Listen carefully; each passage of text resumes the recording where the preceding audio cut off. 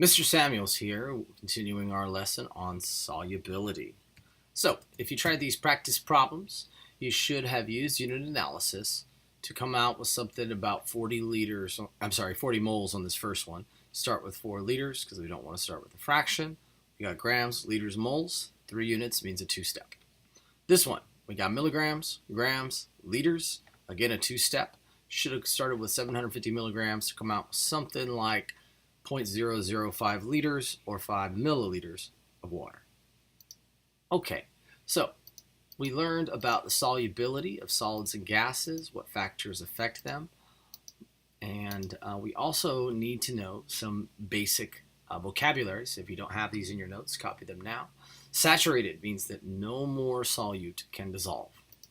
Concentrated means you got a lot of solute dissolved, and dilute means you got just a little. We're going to be using this vocabulary in the problems later, so make sure you're comfortable with those terms. Okay, so let's talk about that process by which ionic solids like salt dissolve in water. They dissociate, which means they break up into ions when they dissolve. So if you remember, metal-nonmetal, like sodium chloride, forms ions, sodium giving away electrons being positive, chlorine being a negative.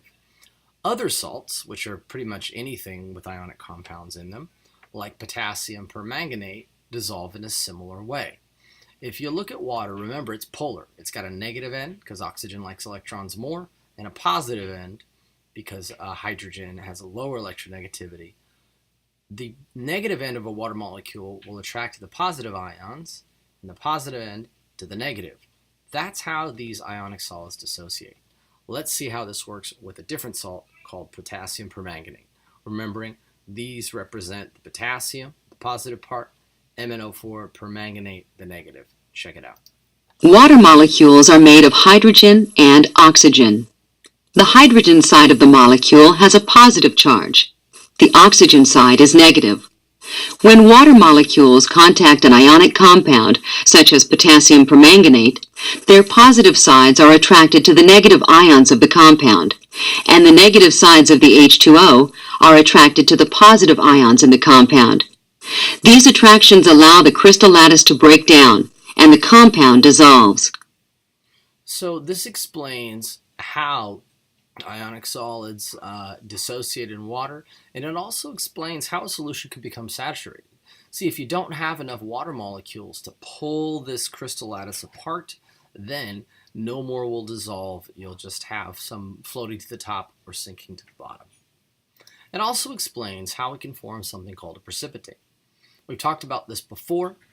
If you have a temperature change, for example, hot tea getting cold, you might notice some solids forming at the bottom.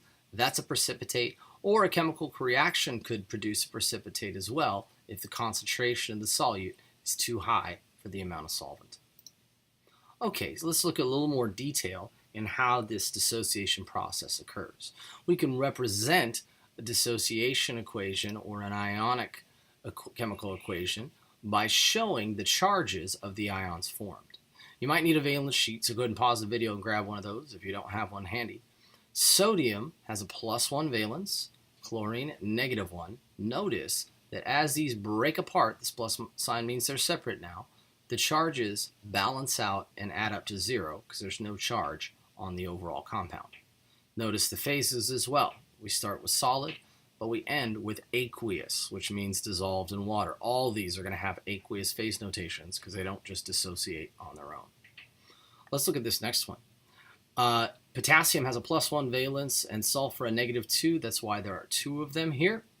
And when we look at the dissociation equation, this subscript becomes a coefficient. The 2 goes in front because these potassium ions are now separate, pulled apart by those polar water molecules. And this still represents a balance of charges because 2 +1s balances with the 1 -2 in sulfur. Take a look at this one. Magnesium sulfate, there is certainly magnesium, that positive ion, but SO4 on your valence sheet, if you look, is the polyatomic ion.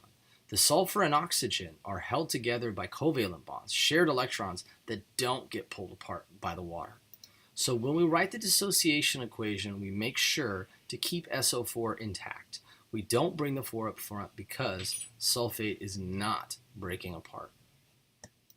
Okay, this next one, we got 2 H's. Notice there's no H2 on your valence sheet.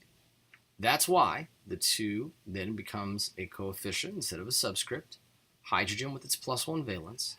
But since there is a carbonate, a CO3, on your valence sheet, we keep that together and write its charge, -2. All right, pause this video, go back and listen to the explanations again if you need some review, because we're going to try some on your own in a minute. Okay, so I'd like you to practice these, pause the video, or write these on your paper, not your notes. Of course, you've got plenty of examples in your notes already. Let's try these out and then come back and we'll go over them. All right, you ready? Let's see how you did. Potassium bromide, pretty simple. Potassium +1 valence, bromine -1 valence. No need to write the ones. We're done. Na2, there's no sodium 2 on your valence sheet, so that 2 becomes a coefficient. And 2 +1s balances out with 1, -2. Lithium nitrate, notice there's an NO3 on your valence sheet, so nitrate has to stay together. We don't want a third term here. Don't split up the N and the O here if you see NO3 all together on your valence sheet. This next one's a little trickier. I wanted to make you think a little bit. These parentheses means we have 2 nitrate ions. There's no NO3 parentheses 2 on your valence sheet, so that 2 comes up front, but NO3 nitrate stays intact. Also notice there are 2 coppers on your valence sheet. There's copper 1 and copper 2.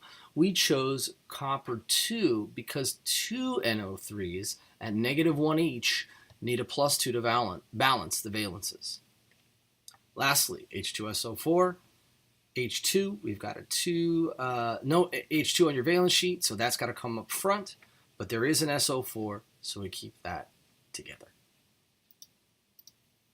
Next important thing to know is that like dissolves like. This explains why some substances dissolve in water and some don't. Polar solvents dissolve polar substances, and vice versa. Alcohol dissolves well in water because alcohol is polar, like water. Oil does not dissolve in water because oil is nonpolar.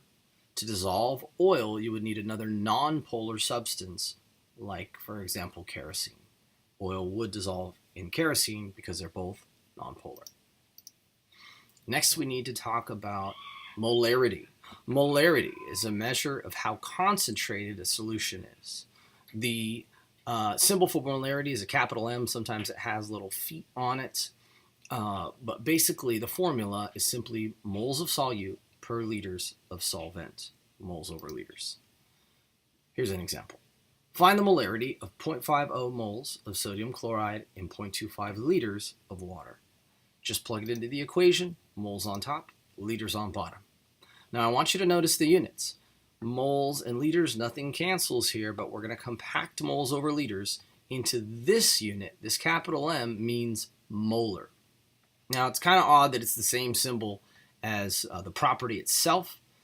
So let me put it in a sentence and maybe you'll understand better. The best way to interpret this is that the molarity of this solution is 2.0 molar. When that symbol, that capital M, comes after a number as a unit, we call it molar, not molarity. That's the whole thing. All right, let's look at another example. How many moles of lithium bromide are needed to produce 0.6 liters of a 1.5 molar solution? This little abbreviation here is short for solution. Okay. We're going to start with 0.6 liters because we don't want to start with a fraction. Remember, capital M, molar, means moles over liters, moles per liter. We don't want to start with that. We want to make sure that you use parentheses instead of the times sign here. And then we can see that once you cancel out the liters, you get 0.9 molar. Okay, next one. How many grams of potassium fluoride are needed to produce 180 milliliters of a 2.0 molar solution? This one's a little tougher. Let's check it out. So we've got grams, we've got milliliters, we've got moles and liters. Remember, there's some hidden units in here. So you could do this as a 3-step, unless you're just getting really good at converting milliliters to liters. You can see this is 0.18 liters as well. But we also are going to have to look on the periodic table to get grams into moles. Remember, potassium, if you look it up, it has a 39.1 molar mass, fluorine 19.0. Those add up to 58.1. Now again, like I said, you could do this as a 3-step, but once you've got from milliliters into liters, you're then going to go liters to moles. We don't have any liters to grams. So we'll use the molarity there. And then, and notice as well, we don't put any capital M in here because remember, we need to split that up into moles over liters, even if you have to flip it.